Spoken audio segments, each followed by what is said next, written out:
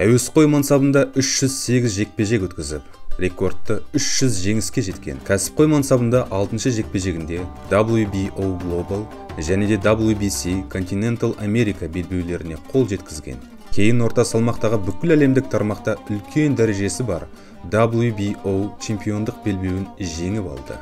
Бұның барлығы біздің бауырымыз, қандасымыз Жәнібек Қазақ Стайл Әлімханұлы. Бапкері Бадди Магирттің қол астында Жәнібек өзінің Джонни Туган атты лақап атымен әр қарсыласын атып, ұйықтатып келеді.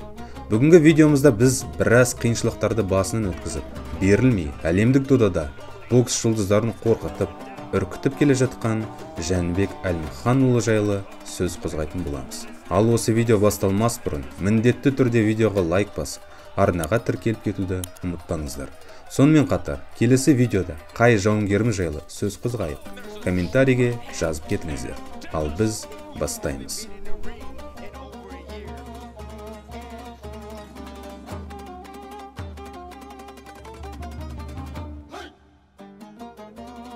Жәнібек 1993 жылы 1 сәуір күні Алматы облысы Алакөл ауданы Жыланды ауылында дүниеге келген болатын.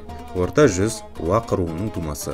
Жастайынан қатардағы балалармен төбелесіп жүрген Жәнібек 6 жасында бокс залының есігін ашқан. Сол ауылда Жәнібектің алғашқы бапкері Мұрат Сықымбаев болатын. Кейін Жәнібек Алматыға көшкенде, осы Мұрат атты бапкермен жолығып, соның қол астында жаттыға бастады. 2012 жылы Жәнібек орта салмақта Қазақстан чемпионы атанды. Келесі жылы Азия чемпионатында жеңіске жетті. 2013 жылы әуесқой боксшылар арасында әлем чемпионы атанды. Ал 2014 жылы Азиадалық ойындардың жеңімпазы атанған болатын. Келесі 2 жыл бойы Жәнібек орта және де жартылай ауыр салмақтарда Қазақстан чемпионы атанды. Өкінішке орай 2016 жылы өткен Олимпиада ойындарында Жәнібек ширек финалда әзербайжандық Камран Шахсуфаралыдан жеңіліс тапты. Кейін 2017 жылы Жәнібек әуесқой мансабын қойып, кәсіпқой боксқа алмасқан болатын. Кәсіпқой рингте өткізген алғашқы жекпе-жегінде колумбиялық Милтон Нунеспен кездесті. Осы кезде Жәнібек өз күшінің сиқырын көрсетіп, қарсыласын алғашқы раундта нокаутқа түсірген болатын.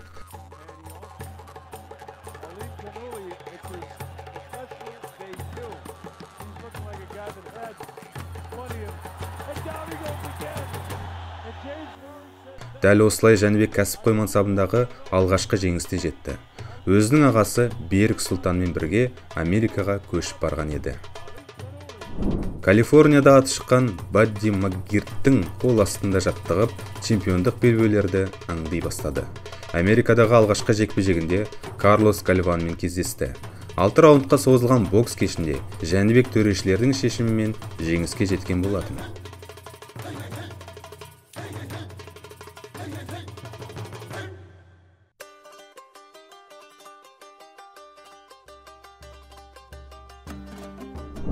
Кейін мықты панчер, 12-де 1 рекордына ие, тәжірибелі Вон Александр Жәнібекпен кездескен болатын. 8 раунд ішінде қарқынды бокс көрсетіп,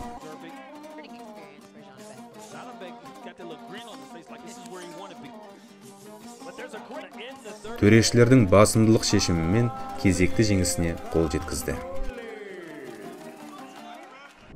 5 айдан соң Жәнібек американдық Стивен Мартинеспен кездесті. 18-де 4 рекордына ие боксшы Жәнібекте сезбеймін деген оймен шыққан еді. Алайда 5 раундқа созылған жекпе-жекте айтқан сөздер үшін өкініп қалды.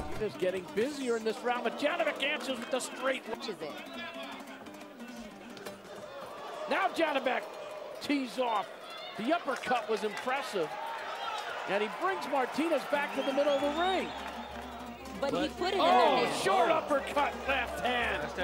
Janibek. Left uppercut, he's been trying to work to get it all night. Martinez gonna go on one of those, but I still think he's learning. And there's a left hand again. Now he's busy.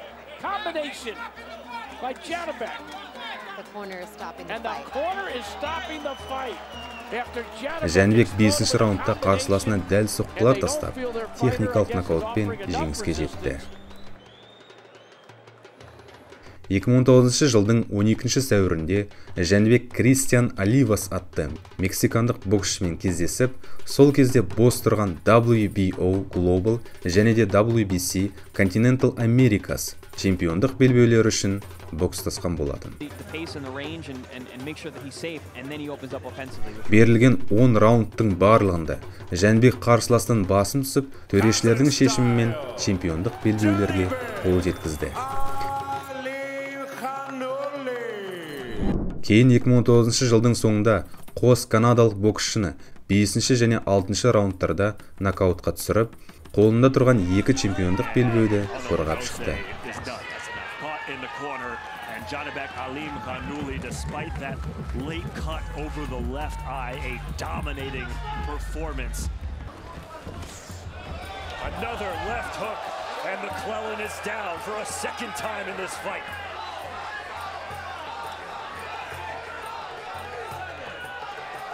And he gets up on the count of 8, the corner of McClellan considering stopping the fight. I told the corner to stop it, man. They looking at me, stop the fight. The fighter ain't got nothing else left. 20 seconds remaining in the fifth. Hunched over, McClellan has nothing to give. And the corner from McClellan is about to stop this fight.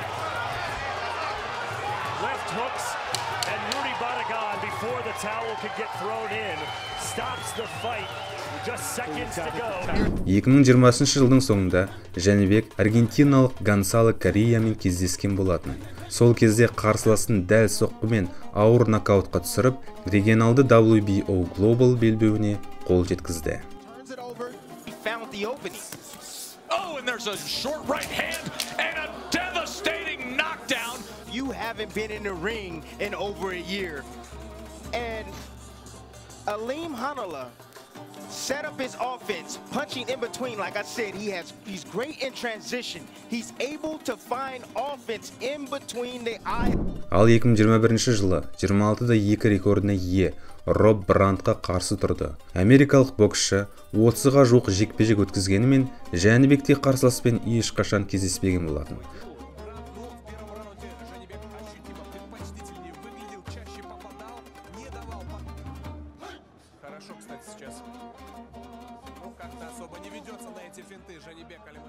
Солай 8-ші раундтың ортасында жекпе-жекті ары қарай жалғастырудан бас тартқасын Жәнібек кезекті жеңісіне қол жеткізді.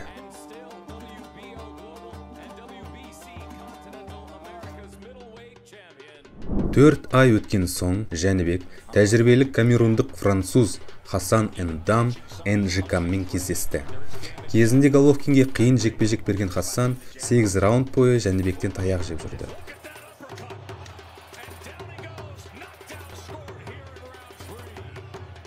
Ақырында 8-ші раундтың ортасында техникалық нокаутқа құлаған болатын.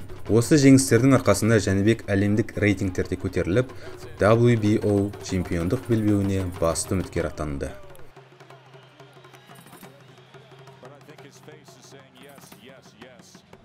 2022 жылдың 21 мамырында британдық Дэнни Дигнуммен кездесті.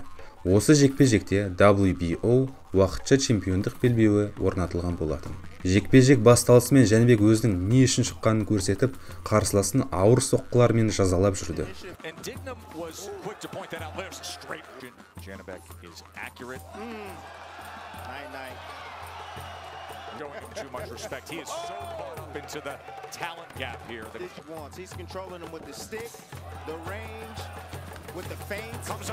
Кейін 2-ші раундтың ортасында Дигнумды дәл апперкотпен нокаутқа түсірді.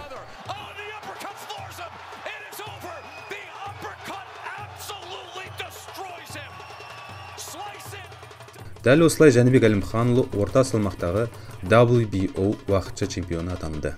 Кейін Жәнібек тұрақты чемпион Андрадені жұдырықтасуға шақырған болатын. Алайда құлайтынын білген боксшы бірден чемпиондық белбеуден бас тартып, Жәнібекті WBO тұрақты және де абсолютті чемпион атағын берді. Сол жылдың соңында Жәнібек WBO чемпиондық белбеуін қорғауға кірісті.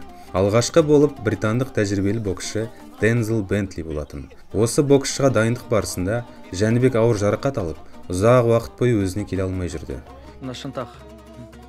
Енді өзімізсіңдер бәрін айтып жатырмын. Біз енді біздің бір не жанкүйерлерге барлығын көрсеткім келеді, барлығын айтқым келеді. Мен ашық болғым келеді да. Міне шын тағы мынау Жәнібектің. Ол спаррингтан ба? Кейін ота жасатып, Лас-Вегас қаласында бокс кешін басқарған болатын. 12 раундқа созылған жекпе-жекте біраз рет үміткер өзін жақсы көрсетіп жүрді. Алайда әр кезде Жәнібек басым түсіп, бүкіл раунд бойы бокстасып шықты. Солай төрешілердің шешімімен WBO-ның орта салмағындағы чемпиондық белбеуін қорғап шықты.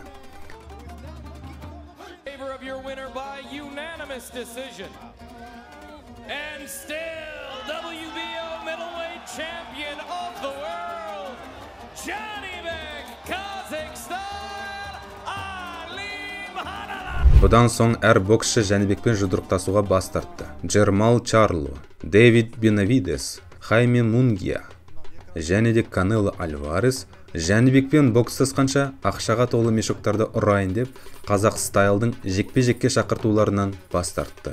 Кейін тәжірибелі канадалық боксшы Стивен Батлер Жәнібектің шақыртуын қабылдап, 2023 жылдың 13 мамырында жұдырықтасқан болатын. Жекпе-жек басталысымен Жәнібек рингтің ортасын алып, бірден прессинг жасап, қарсыласын оқи бастады.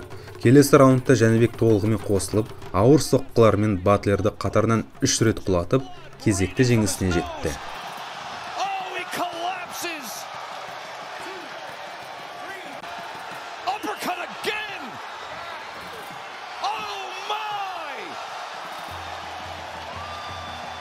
What a devastating, destructive second round and onslaught from Janibek Alimkhanov. Жекпе-жектен кейін Чарло мен Канелоны қорықпай шығуларын талап етіп, әр қайсысын ұстап алатынын айтқан болатын. Дәл қазір Жәнібек Әлімханұлы кәсіпқой бокстағы ең қиын және де ең қорқынышты қарсыластардың бірі. Екі қолынан да ауыр соққыларға ие Жәнібек әр берген сұхбатында қазақ тілінде сөйлеп, әлемдік додада қазақ мүддесін қорғап, тарих жазып келеді. Өзіміздің қандасымыз әрі бауырымыз Жәнібекке қойған мақсаттарына жетуіне сәттілік тілейміз. Ал осымен біздің видео соңына дейін жетті. Егер сіздерге видео ұнаса, міндетті түрде лайк басып, арнаға тіркеліп кетуді ұмытпаңыздар. Сонымен қатар, келесі видеода қай жауынгер жайлы сөз қозғайық? Комментарийге жазып кетіңіздер. Сіздермен бірге болған Азамат арнасы. Сау саламатта көріскенше, сау болыңыздар.